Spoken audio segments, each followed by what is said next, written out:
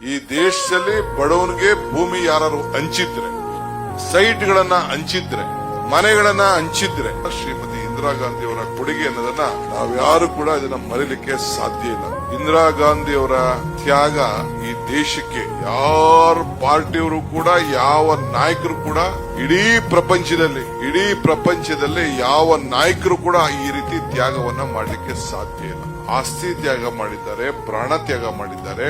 ಪ್ರತಿ ಹಂತದಲ್ಲೂ ಕೂಡ ಅಧಿಕಾರವನ್ನ ಇದ್ದಂತ ಸಂದರ್ಭದಲ್ಲಿ ಇವತ್ತು ಈ ದೇಶಕ್ಕೆ ಕೊಟ್ಟಂತ ಕೊಡುಗೆ ಇದೆಯಲ್ಲ, ಇವೆಲ್ಲ ಕೂಡ ನೆನೆಸ್ಕೊಂಡು ಅವರು ಏನ್ ಕೊಟ್ಟಿದ್ದಾರೆ ಅದರದಲ್ಲಿ ಇವತ್ತು ನಾವೆಲ್ಲ ಕಾರ್ಯಕ್ರಮಗಳನ್ನ ರೂಪಿಸಿದ್ದೇವೆ. ಈ ದೇಶ ಏನಾದ್ರು ಒಂದು ಬದಲಾವಣೆ ತಂದಿದೆ ಅಂತಂದ್ರೆ ಇಂದಿರಾ ಗಾಂಧಿ ಅವರು ಮತ್ತು ನೆಹರೂರವರ ಆಡಳಿತದಲ್ಲಿ, ಕಾಂಗ್ರೆಸ್ ಪಕ್ಷದ ಆಡಳಿತದಲ್ಲಿ ಅನ್ನೋದನ್ನ ಯಾರು ಕೂಡ ಇತಿಹಾಸವನ್ನ ಬದಲಾವಣೆ ಮಾಡಲಿಕ್ಕೆ ಸಾಧ್ಯ ಇಲ್ಲ. ಇವತ್ತು ಅಂಗನವಾಡಿ ಅಂತ ನಾವು ಮಾತಾಡ್ತೀವಲ್ಲ, ಬಿಸಿ ಊಟದ ಕಾರ್ಯಕ್ರಮ ಚಿಕ್ಕ ಮಕ್ಕಳಿಗೆಲ್ಲ ಅಂಗನವಾಡಿ ಯಾರು ಮಾಡಿದ್ರು? ಅಂಗನವಾಡಿ ಕಾರ್ಯಕ್ರಮ ಇಂದಿರಾ ಗಾಂಧಿ ಅವರು ಪ್ರಾರಂಭ ಮಾಡಿದ್ರು.